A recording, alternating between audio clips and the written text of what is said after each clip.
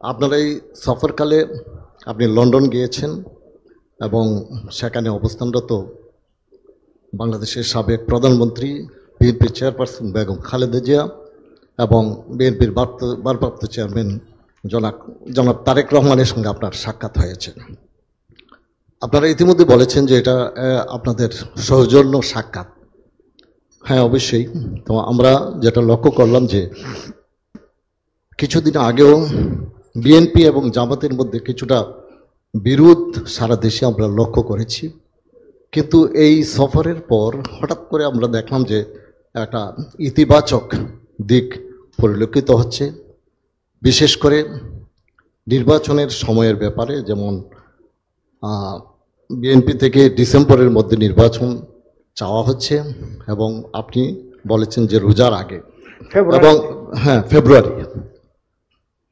তো আপনাদের এই যে শীর্ষ বৈঠক, এটা অবশ্যই শীর্ষ বৈঠক, দুইটি প্রধান দলের শীর্ষ নেতার মধ্যে বৈঠক হয়েছে।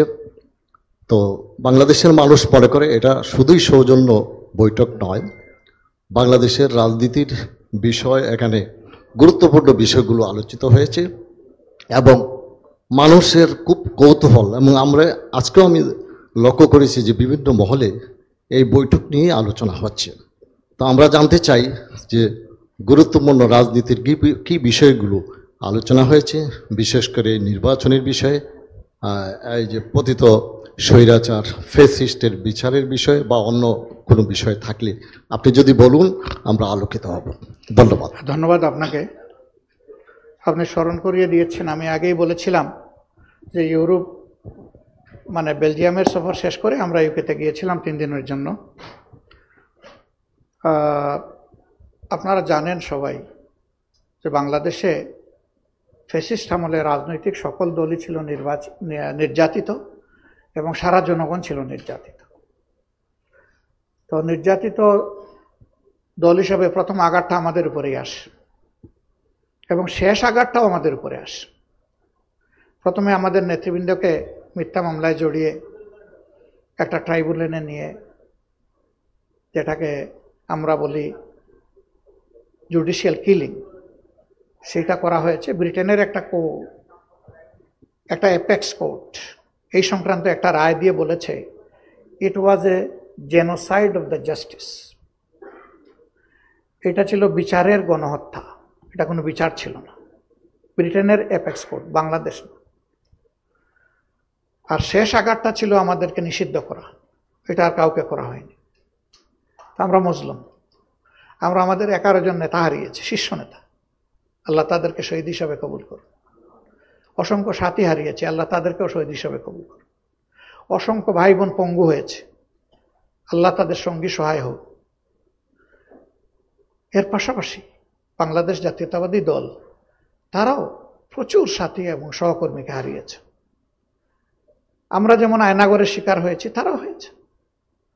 আমরা যেমন মামলা খেয়েছি, জেলে গিয়েছি, তারাও খেয়েছেন, গিয়েছেন লাখে লাখে, হাজারে হাজারে না। আমরা উভয় দল। ব্যক্তি হিসাবে বেগম খালেদা জিয়াও জুলুমের শিকারে পরিণত হয়েছিলেন। তিনি একদিকে মজলুম, আরেকদিকে অসুস্থ। দেশ থেকে যাওয়ার আগে আমরা চিন্তা করেছিলাম একটু সাক্ষাৎ হবে, কিন্তু যে কোনো কারণেই হোক সেটি আমরা করতে পারিনি বা হয়ে ওঠেনি। তো ইউরোপ সফরে গিয়েছি, একেবারেই কাছের দেশ বেলজিয়াম। আবার ইউকেতে আমাদের 2 জনের যাওয়ারও দরকার ছিল। তাহের সাহেব ওনার চিকিৎসা পারপাসে একটা বিশেষ জায়গা যেটা বাংলাদেশে হচ্ছে না, তিনি ওখানে গিয়েছেন। আর আমার একজন পরিবারের সদস্য সেখানে থাকে, তাদেরকে গত সফরে আমি সময় দিতে পারিনি, এবার দিব বলে কথা দিয়েছিলাম, তাই গেলাম 2 দিনের জন্য। আমরা গিয়েছি প্রথমেই উনাকে দেখতে, যে কোনো কাজ শুরু করার আগে লন্ডনে ঢোকার পরে। আলহামদুলিল্লাহ আমরা প্রীত যে তারা আমাদেরকে অতি ভালোবাসা এবং সম্মানের সাথে গ্রহণ করেছেন। আমাদের মূল উদ্দেশ্যই ছিল উনাকে দেখা, কিন্তু যেহেতু তিনি অবস্থান করছেন তার বড় সন্তান দলের ভারপ্রাপ্ত চেয়ারম্যানের বাসায়, সেই কারণে তিনিও থাকবেন, এটি স্বাভাবিক। তিনি ছিলেন। 2 জন বাংলাদেশি মানুষ চা খাইতে গেলে একজনের সাথে আরেকজনের কোনো পরিচয় নাই, শুরু করে দেয় আমাদের দেশের রাজনীতির কথা। আর আমরা দুই দলের দায়িত্বশীল নেতৃবৃন্দ এক জায়গায় বসবার রাজনীতির কোনো কথা হবে না, এটা কি বাস্তব? এটা বাস্তব না। কথা তো হয়েছে, কিন্তু আমরা সুনির্দিষ্ট কোনো বিষয়ে কথা বলিনি। কখন নির্বাচন হবে, কিভাবে নির্বাচন হবে, বিচার প্রক্রিয়া কিভাবে হবে না হবে, বিভিন্ন বিষয় নিয়ে আমরা সাধারণ আলোচনা করেছি। ওইটা ডিসিসিভ কোনো ডিসকাশন ছিল না। আর যেটা বলেছেন রাজনীতিতে দুই দলের বিরোধ, যদি আপনি মার্কিন যুক্তরাষ্ট্রের গত নির্বাচনের দিকে তাকান তাইলে এটা কোনো বিরোধী না। সেখানে বাকযুদ্ধ তো হয়েছে আরো প্রচন্ড, কিন্তু ইলেকশন হয়ে যাওয়ার পরে হ্যান্ডশেক। একদল চলে গেছে সরকারে, আরেক দল বসে গেছে বিরোধী দলে। এখন তারা মিলেমিশে তাদের দেশ চালাবে, এটাই স্বাভাবিক। রাজনীতিতে আমরা চাই মত পার্থক্য থাকুক, না থাকলে রাজনীতিবিদরা অন্ধ হয়ে যাবে। বন্ধ চোখ খুলে দেওয়ার জন্যই প্রয়োজন মত পার্থক্য, কিন্তু এও আমরা প্রত্যাশা করি যে এটা যেন মতবিরোধের রূপ না নেয়, ওটা পার্থক্য পর্যন্ত থাকুক। দুর্ভাগ্যজনকভাবে আমাদের রাজনীতিবিদরা অনেক সময় বিষয়গুলো খেয়াল করেন না বা করি না। এটা করতে হবে। যদি আমরা দেশকে ভালোবাসি তাইলে এই ভালোবাসার শ্রদ্ধার জায়গায়, মিউচুয়াল রেসপেক্টের জায়গায় আমাদেরকে আসতে হবে। আমার ওপিনিয়ন আমি দেব, কিন্তু এটা বলতে পারবো না যে এইটাই করতে হবে। আমি ওপিনিয়ন দিয়ে বলবো যে আমি মনে করি যে এইটা করলে আমার দেশ এবং জাতির উপকার হবে, আর এটা আমি করতে দিব না। যে যাই চাক, এটাও রাজনীতি এবং গণতন্ত্রের ভাষা না।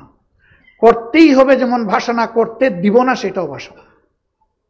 আমি বলতে পারি যে ওই কাজটি করলে জাতি এই ক্ষতি হবে, অতএব এটা হওয়া উচিত নয়, কিন্তু আমরা অনেক সময় এই সীমানাটা মানি না। মানতে হবে আমাদের। তবে স্বাভাবিকভাবে আপনারা জাতি প্রত্যাশা করে, আমি নিজেও দেখছি, এটা প্রথমে বিএনপি চেয়ারপারসনের মিডিয়া উইংয়ের সাবেক একজন দায়িত্বশীলের ফেসবুকে প্রথমে বিষয়টা আসে। যেহেতু এটা কোনো ফর্মাল মিটিং ছিল না, এই জন্যে বিএনপিও দেয় নাই, আমরাও দেওয়ার কোনো দরকার মনে করি নাই। আমাদের ভিজিটের মেইন পারপাসটা ছিল একজন অসুস্থ সম্মানিত সহকর্মীকে দেখা। এটি আমাদের নৈতিক একটা দায়িত্বের পর্যায়ে পড়ে আমরা এটি শুধু পালন করেছি, এর বেশি কিছু না। তবে মিডিয়াগুলা বিভিন্ন বিশ্লেষণধর্মী যে আলোচনা করছেন, আমি পার্টিকুলারলি মনে করি যে এখান থেকে আমাদের পাওয়ার অনেক কিছু আছে। আমি হ্যাপি। আলোচনায় সব জিনিস আমার পছন্দ নাও হইতে পারে, কিন্তু ভালো অনেক জিনিস তো উঠেও তো আসতে পারে সেখান থেকে। সো এগুলাকে আমরা ওয়েলকাম করি। আর একজন যখন কথা বলবে, তখন আমি যা চিন্তা করি সেইভাবে কথা বলবে কিভাবে? উনি যে চিন্তা করে সেইভাবেই তো কথা বলবে। তো আমার তো ওই জায়গা থেকে তার মতামতকে রেসপেক্ট করা উচিত। তিনি যা ভালো মনে করেছেন তাই বলেছেন, আমি যা উপযুক্ত মনে করব তাই গ্রহণ করব। যেটা আমার জন্য উপযুক্ত মনে করতে পারবো না, তা হয়তোবা দুঃখজনকভাবে আমি গ্রহণ করতে পারবো না। এটা তো কেউ আমাকে বাধ্য করবে না। তা আমরা মিডিয়ার এই চর্চাটাকে আমরা অভিনন্দন জানাই। এটা চলতে থাকুক, জাতির জন্য কল্যাণকর। এখান থেকে সবাই যেন ভালোটা গ্রহণ করতে পারি এবং আমরা সবাই মিলেমিশে যেন প্রিয় দেশ গঠন করতে পারি। আপনাকে ধন্যবাদ।